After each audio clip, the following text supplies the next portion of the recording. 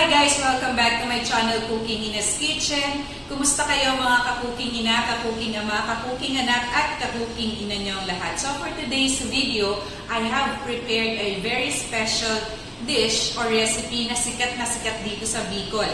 This is actually one of the famous dish here in Bicol na tinatawag nilang kinunot. Ang kinunot actually ay kinunot na pagi, kinunot na pating. So, ibig sabihin ng kinunot, in English, it's you flake it. Okay? So, yung pagi, tsaka yung pating, shark, blue shark kung tawagin, yun yung binuboil sa water alongside with some other condiments, some other ingredients. Tapos, pag malambot na siya, i-flake siya, and then iluluto siya sa coconut milk or sa gata na medyo maanghang-anghang. Alam niyo naman dito sa Bicol talagang mahilig kami sa maaanghang. By the way guys, I'm also a Bicolana ha. Kung dun sa mga hindi nakakaalam, Bicolana din po ako. So, ang pangalan, pero itong recipe natin, nilagyan natin siya ng twist actually. So, I call this kinunot reconstructed. So, this is going to be black ravioli kinunot with coconut sauce foam. Okay guys, so for the ingredients ng ating reconstructed kinunot or yung black ravioli kinunot with coconut sauce foam, meron po akong code ko dun sa laptop ko ha guys. So yun, ang ating ingredients, we have here malunggay or moringa. This is our national vegetable, yung malunggay. And then we have coconut milk, we have coconut cream, and instead of using pagi or pating, I'm using tuna, yung canned tuna, para hindi na tayo magtagal-tagal. Ito, flakes na to kagad siya. This is very, very easy, guys. And then we have onion, and I have saved the juice ng tuna na nasa can. So, gagamitin natin siya pag gumawa tayo ng sauce. And then we also have here yung ginger, and then we have the tomatoes here, all diced, small diced guys, and then we have our minced garlic. At syempre, hindi mawawala ang sikat na sili, na ang mahal-mahal guys ngayon ng sili, and even the mga gulay, sobrang mahal ngayon. So we will be using green chilies. Okay? Okay, so guys, for the black ravioli, I have prepared yung, or may video ako about the transparent ravioli. I'm going to put the link on the description box for my transparent ravioli. But today, I'm going to prepare black ravioli. Ang idadagdag ko lang dito is activated charcoal para maging itim yung ating ravioli. So for our next video, i-explain ko sa inyo yung health benefits ng activated charcoal at bakit natin siya ginagamit sa ating mga pagluluto sa modernist cuisine. Or not even, hindi naman modernist cuisine din. Traditional cooking also uses activated charcoal. So yun, I have already prepared the black ravioli. It's already in the ref para mag-set na siya. Ang gagawin ko na lang ngayon is ipe-prepare ko yung ating stuffing yung kinunot. Okay? So guys, igigisa na natin lahat ng ingredients all together. Like the usual, like the way kinunot is cooked.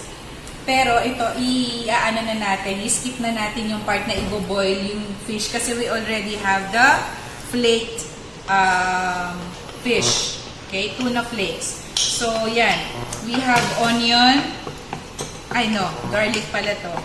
Kanina yung aking kanina yung aking kalan. Okay,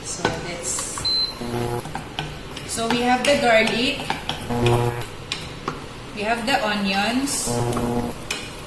And then we have the tomatoes. Actually guys, this is the holy trinity of Filipino cuisine. Pagka kami naggigisa, kaming mga Filipino, tayong mga Filipino, hindi nawawala yung bawang, sibuyas, kamatis, di ba? So ayan, we have that. And on this particular recipe guys, since this is a coconut based dish, meron tayong ginger. Okay? So, yan. Normally, ganyan ang luto ng mga Bicolano. Okay? So, yan guys. Lumipat na lang ako ng lumipat ako ng kalan kasi ang tagal iluto dun sa induction. And by the way guys, I would like to thank Apicius Naga for allowing me to use the facilities ng school to have this video because I will be sharing this naman with my students, of course. So, yan guys. Natin dito. Inigisa-gisa natin siya. And I hope, this is just going to be very, very quick kasi we already have the tuna flakes.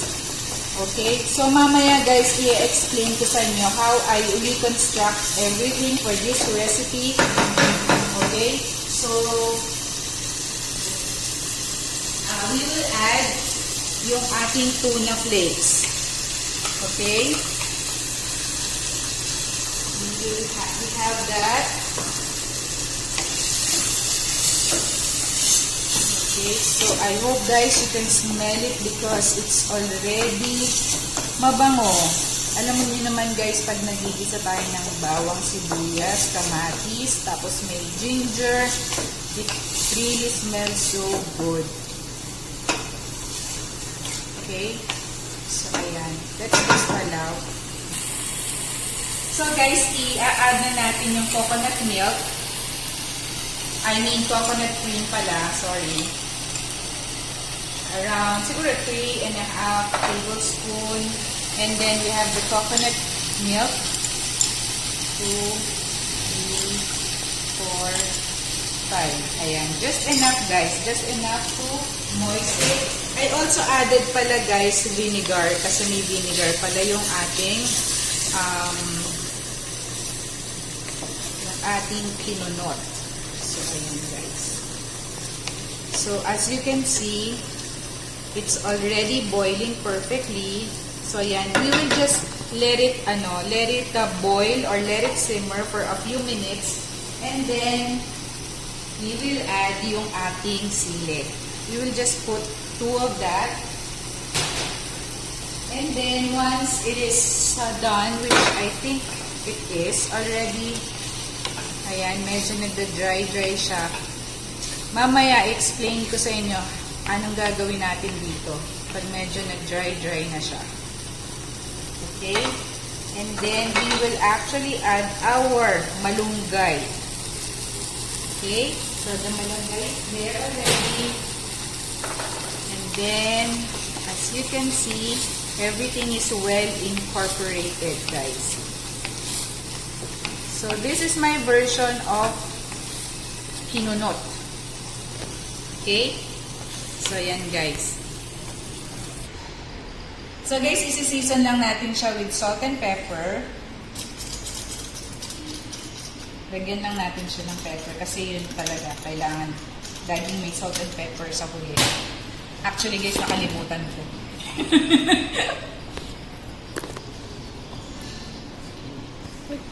Okay. Okay, so guys, yung version ko ng reconstructed, teka yung kodigo ko na nag-sleep. Wait lang guys. Hindi, okay lang. So yun, yung version ko ng reconstructed kinunot, ang gagawin natin after we have prepared yung stuffing ng ating black ravioli, ilalagay natin siya sa food processor. Kasi magiging stuffing to ng ravioli. So this is how it looks like. So ilalagay natin siya sa food processor. Okay? So magiging paste, at least maging paste siya like so.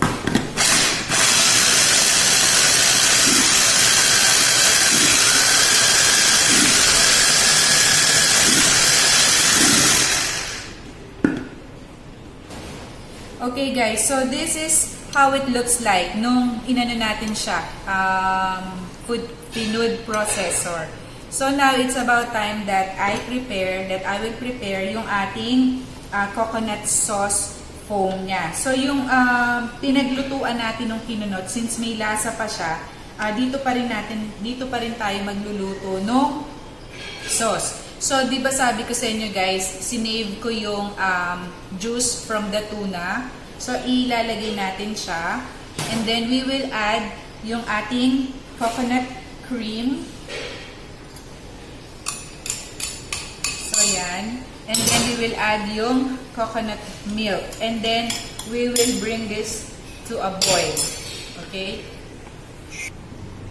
Okay, so guys, season lang natin to with salt and pepper.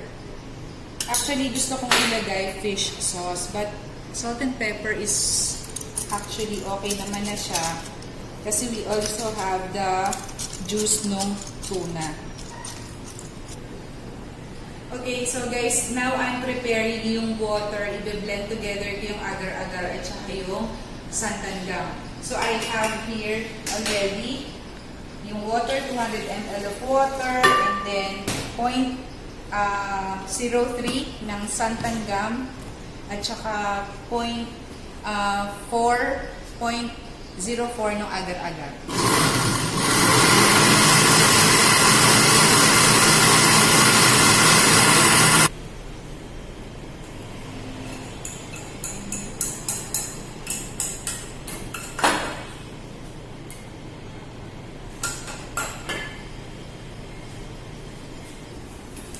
Okay guys, so I have prepared in advance yung ating black ravioli. Sabi ko nga sa inyo, yung recipe, I will put the recipe of the transparent ravioli in the description box. Ang ginawa ko lang dito ay added some activated charcoal para maging itim siya.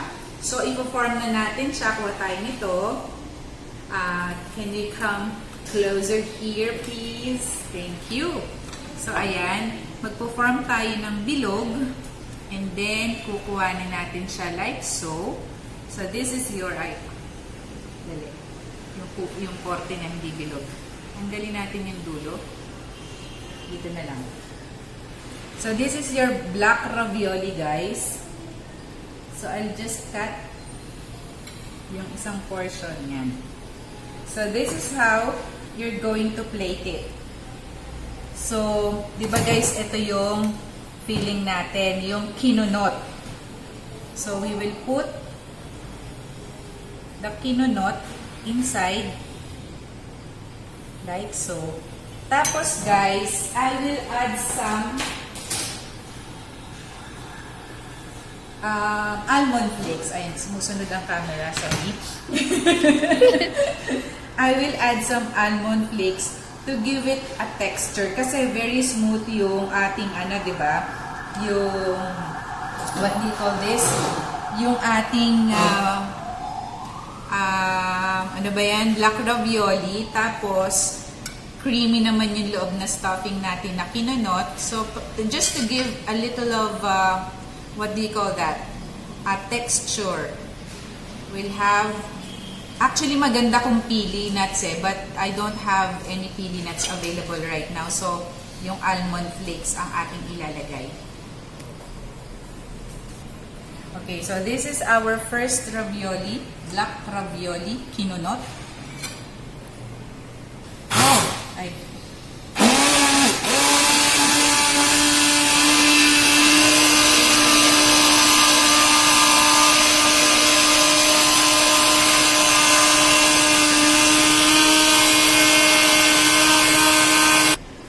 Okay guys, so this is our coconut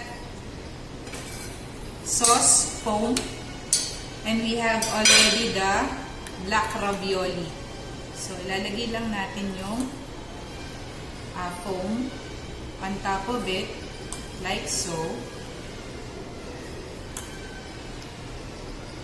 Okay, and then let's add some few almonds also, almond flakes on top, or pili sana eh. So, yun. And then, we'll have the chilies on top. Kasi kilala ang Bicol sa maaanghang na pagkain.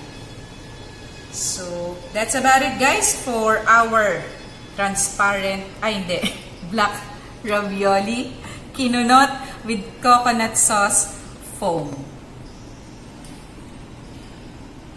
We're done with our reconstructed kinunot, black ravioli, kinunot with coconut sauce foam. haba kasi nang ginawa kong title no? Okay, it's about time na tikman naman natin yung ating ginawa. Of course, every time na gumagawa tayo, titikman natin siya. Okay? It doesn't look so appetizing, sabi nila, because it's color black. Okay, kaya lang guys, ha? Saan ba ako kukuha na? Okay, so this is our black ravioli, kinonot, and then on top of it, I have put almonds. Can you come closer, please? Sure. Arte. So this is our black ravioli. Another big bite, guys.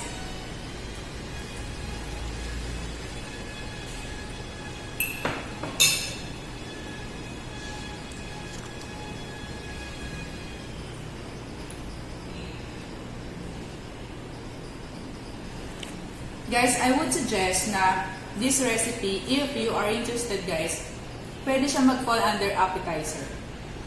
Yung black ravioli gives its fresh mouth feel. Fresh na fresh siya, malamig-lamig. Because this black ravioli, I just pull it out from the freezer, from the ref. And then, yung smoothness ng kinunot. You can easily identify na it's really the kinunot. Medyo maasim-asim siya. And then the sweetness and the nuttiness of the coconut nandoon, yung anghang, and you can actually taste yung ginger plus the tuna flakes kasi pinuree natin siya. It becomes so soft and smooth. Tapos, may, ano siya, may, yung texture niya, may kabanggang almond flakes which also added some extra texture kasi crunchy siya. So, all in all, nasamid ako, no? All in all, yung sauce pala, yung coconut sauce foam, napaka-subtle niya. I mean, very, ano lang siya, hindi mo siya ganun malalasahan, but you can feel yung nuttiness din niya because of the coconut. So, all in all, para sa akin, syempre ako gumawa nito, masarap. Okay guys, if you like this kind of video, please like, share, and subscribe to my channel, Cooking Ina's Kitchen, and hit the bell button for notification every time I upload new videos. Until my next video, guys. Bye!